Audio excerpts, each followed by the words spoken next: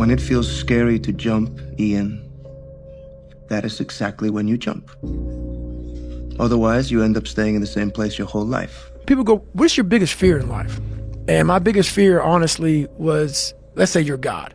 And we have a big, long line of people. And I made it to heaven. I'm 75 years old. I'm 300 pounds. I made it to heaven. I worked for Ecolab my entire life, spraying for cockroaches. That's what I did. But I'm dead. I'm in heaven now. And you're judging us all now. So we're in line. We're all sitting there in line. And I see my name and I see all this shit. And God goes, hey, you say, read this, man.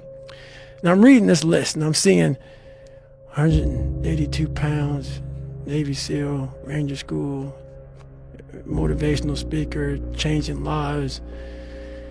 Okay, man, pull up record, all this shit. And I'm like, that's not me, man. And God looks at me and says, that's who you were supposed to be. Sunrise, sun goes down. So that means there is a up, there is a down. Since we are born, we have inhaled 50% of our times, we have exhaled 50% of our times. Our heart, the same.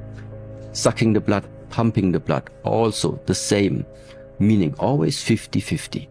Always the exchange between left and right, up and down, bright and dark, in and out, success and failure.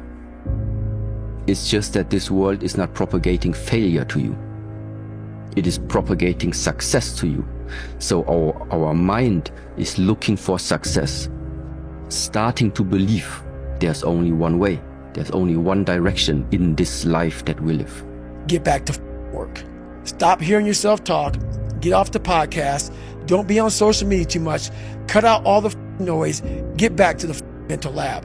Don't let what you can't do in the moment interfere with what you know you can do. No more around. You want your life to be better? I can't help you. Lee can't help you. Joe Rogan can't help you. Ari can't help you. God can't help you. Only you can help you. Grab your balls, get a notebook, and write down what the you're gonna do this year. And this is it. You're not gonna have these problems. The drugs, the cigarettes, that dumb. It all starts today. All right. No more excuses. You're not even motivated yourself. Like I want to wake you up at 3 o'clock in the morning. And go, come on, man, we're going running. Like I want to see what you do when you're tired. Let me see how you push yourself. Come on, man, get up again tomorrow. Get up again tomorrow. Get up again tomorrow. The next day, get up, get up, get up, get up. Keep going. How long can you maintain a positive attitude? Where's all this teaching? You're teaching people. You can't do shit yourself. Turn your feelings off when it comes down to you wanting to be better. What that means is when that alarm clock goes off, your feelings got to go away if you want to achieve greatness. And greatness is only achieved when your feelings about that kind of shit, and let me say that kind of shit. So for those soft people who may be listening to this, don't put words in my mouth. I'm not talking about your family and all that shit. I'm talking about the grind. The grind. Be a dangerous man. Now, being dangerous is not being a threat. They're two different things. All right? And it's not about going out and lifting weights and getting a bunch of tattoos and wearing leather jackets and walking around with your chest and shoulders up, hulking around saying, I'm dangerous. That's very rarely is that a dangerous man. Often the most dangerous man in the room is the quietest man in the room. Motivation is crap. It's shit. People right now, maybe listen to this shit, they'll be motivated to go run. If it's cold somewhere where they're at, a lot of them shut that door, go back inside. That's motivation. It comes and go as how you feel. If you and your wife are good, if you and your kids are good, if you're good at work, you're motivated. I like a motherfucker whose life is imploded, ain't got shit in life, and says, still got it after today, man. There comes a day where being average, being mediocre is just sickening to you. It's just sickening. It makes you want to throw up because you've seen people with far less talent than you. As you're growing up with them, their childhood buddies, whatever else, they didn't have what you had. Yet now they're going to become something that you haven't. There comes that day. It's either when you're young, you know, and it strikes you on the baseball field because you're sick of striking out, or it's when you get fired from your 5th job, you know, and your wife and kids are on your ass because you don't know how to support them anymore. There comes a day where push comes to shove, where being mediocre and being like average and shit just burns and sucks so much. You can't deal with it one more day. And you get off your ass and you create something that's always been there. It's always been inside of you trying to come out. But you've never wanted to unwrap it because it's too much pain and commitment. You were scared you were going to fail. You were scared if you started, you never finish it. You didn't want to tell anyone about it. You knew it was there, but you never wanted to embark on it until something hits. Sometimes life can really hijack your mind.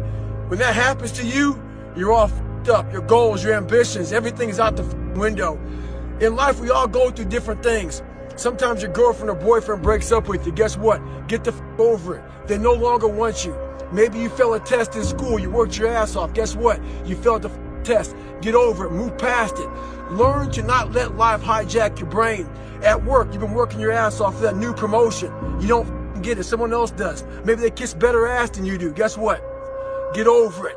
Life will hijack your mind if you let it. Don't allow all these things to make you a lesser person. You must own your mind. Don't let life own yours. You know, some of y'all are motivated by broke. Some of y'all are motivated by just wanting to accomplish the things that you want to accomplish. Other folks are motivated by materialistic things. It's a very simple concept. If you want it, you gotta go get it. Hey, what were you doing for the last 65 hours? I know what I was doing. I was running all up and down the mountains, getting it in, doing what I preach about. Every man has two lives, and the second starts when he realizes he has just one. For your 20s, do all of that. Work day and night. Really? Do as many things, learn as much as you can, fail as often as possible. What about work-life balance in your 20s? Because that's the time to put in the hard work. Your work-life balance actually comes out later. What if I told you you're only 6 months away from the life you've always dreamed of? The money, the body, the mindset, but only on one condition. You have to show up every day from here on out. Up until now, that's not a price you've been willing to pay. But the reality is, there are graveyards full of men that wish they could be in your spot. 6 months to become the man you always knew you could be. Don't wait 10 years. Don't wait 10 minutes. Don't even wait 10 seconds. The time to start is now. 6 months away. I'll see you at the top, dog. What have you got to lose? Exactly. And that was it. And it was like, if everybody who's like at the bottom and feels like they have nothing going for them, reframe that as, I have nothing going for me, which also means that I have nothing to lose by taking action, it makes you a much more dangerous person. And I think that was the flip that I've had repeatedly shown to me in my life that allowed me to take the step that I was afraid to take. Life isn't fair at all. At all. So what are you going to do about it? I knew that no one was coming back to help me. No one was going to miracle me to be somebody special. All my situations were on me now. And solely on me. So, mentality is the only thing that gets us through life. I was an underdog. We are all underdogs in life. Even the baddest person in the world should think that way. So you should always have I've never arrived mentality. And the can't hurt me mentality is no matter where you come from, the sewer or wherever you think you're from. When I got out of the sewer, I got to the road and looked around and said, can't hurt me. Nothing should be able to hurt you. If you believe that, it starts to become true. Instead of spending time getting in the mood to work, just start working. Confront the work. People think they need perfect conditions to start, when in reality, starting is the perfect condition. One thing important is that we all have these moments in time that either make you or break you, that can determine the rest of your life. The rest of your life can be determined by one simple decision. 19 years ago, 300 pounds, I was spraying for cockroaches. I made a decision to try to be a Navy SEAL. My whole goal was to go on this path every day after work and to run a mile to a mile and a half. This rock was about the 0.5 mark in my run. This rock was a moment that should have broken me. I got 0.5 into it. I weighed 297 pounds. I sat on this rock and I had a decision to make. I wanted to quit. I wanted to give up. I had to make a decision. The decision I make was to get up and keep on going. That one moment changed the rest of my life. Make the moment work for you. There's a moment when every boy realizes no one's coming to save him. And that's when he becomes a man. And some boys never get there and stay children forever. And it's important when we step out of this. Like, this stuff matters because no one's effing coming to save you. No one's going to make you better at your business. No one is going to get you to be a better persuader of people or framer of people other than you. And I just feel like that's one of the more profound philosophical comments. There's a lot of grown men and women that are still boys and girls because they think someone else is coming to change their life. Do you actually want to do this or not? Do you actually want to do this or not? Because if you actually want to do it, what's going to stop you? Nothing. And if you don't really want to do it, what's going to stop you? Just about anything that comes up. Just about any obstacle that gets in your way becomes an excuse. It becomes a reason. It becomes a rationale for not proceeding down that path. And this is interesting too. When you talk to people that went to SEAL training that didn't make it, most of the time it's some reason. There's a medical reason. There's a family problem. There's very few people that look at you and say, oh, I quit because it sucked. Passion is free. Nobody can charge you for passion. Nobody can tell you what passion looks like. Because that's all about you. Effort is isolated. The reason why effort is isolated, because nobody can dictate it. Effort is 100% in the mind. No coach, no player, nobody else can make you run to the ball. Nobody else can make you finish a tackle. Nobody else can do it. That's why it's the most isolated things in this earth right now. It's effort. And when you finally figure it out, how to win real battles, it's found through fundamentals. That's what wins championships. That's what wins battles. Blocking, tackling, until they get tired. Because you don't know what tired feels like. When you're built different than everybody else and you have this desire for more and this desire for achievement and this desire to win, everybody else looks at you like you're f***ed up. And they'll tell you that too. You know, what the f*** is wrong with you? Like, why can't you just relax? Why can't you just do this? Because I'm just not built that way, man. And as I've gotten a little bit older, I've gotten better at accepting it.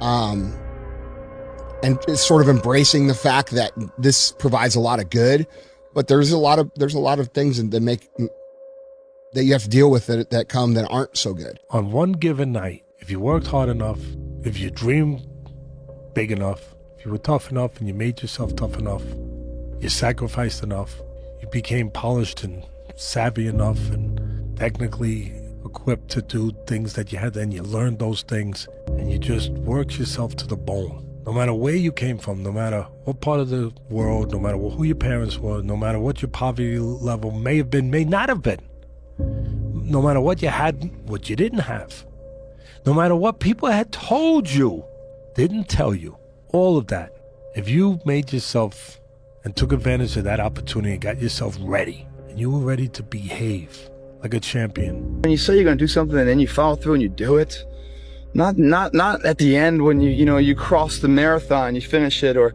your hands raised. I'm talking about right now. The small steps in between the big successes that everyone sees. No one sees this. Right now, I'm saying, like, there's a confidence to it, man. There's a bad motherfucker that's right here, that's getting ahead of the competition. There's an overwhelming sense of fulfillment and pride and satisfaction with that. Everybody gets one chance to do something great. Most people never take the chance, either because they're too scared or they don't recognize it when it spits on their shoes. This is your big chance, and you shouldn't let it go by. What would have to happen by the end of 2026 for me to look back on 2026 and consider it a success? Get serious. That's number one. I don't know any substitute for that. You don't have to tell anybody you're going to the gym, just go. You don't have to tell anybody you're starting that business, just start. Once you learn how to work, the work itself is self-reinforcing and you enjoy it. It's everything else that you didn't know you were going to have to sacrifice so that you could get back to working. Life isn't fair at all. At all. So what are you going to do about it? I knew that no one was coming back to help me. No one's going to miracle me to be somebody special. Everybody that called me nigger, my dad, my mom, All my situations were on me now, and solely on me. When a man can't find a deep sense of meaning, they distract themselves with pleasure. Never wait on the right time, because the right time ain't ever coming. All that, when we get my ducks lined up in the row, no you won't. No you won't. Because as you have aspirations, you got to understand that the devil understands your aspirations too. The devil's job is to rob you of your destiny. So that will always be an obstacle. So if you're waiting on the right time, you'll never make the move. You have to go. See, devil, he only has one job, to rob you of what God intended for you to be. That's his only job. So he has a lot of people that work for him full time. They're called haters. And they at work all the time. And you all experience with them too. And so what you got to do is, when you have these ideas of greatness, you got to go forward. Because it's not going to be a right time. Just go. Just go. Go, jump, take a chance. The fact that something seems impossible shouldn't be a reason to not pursue it. That's exactly what makes it worth pursuing. Where would the courage and greatness be if success was certain and there was no risk? The only true failure is shrinking away from life's challenges. This is when I realized I was alone on this earth. I have God alone on this earth, and I have to fix everything. So this is where I started to develop an indestructible mental toolbox. Okay. So I looked in this one guy's eyes who was ringing the bell to quit, to put his helmet down out of Navy SEAL training, and I saw myself. And I saw what everybody said I was going to be, which was nothing. The fact of the matter is if you want to be good, you really don't have a lot of choices, because it takes what it takes.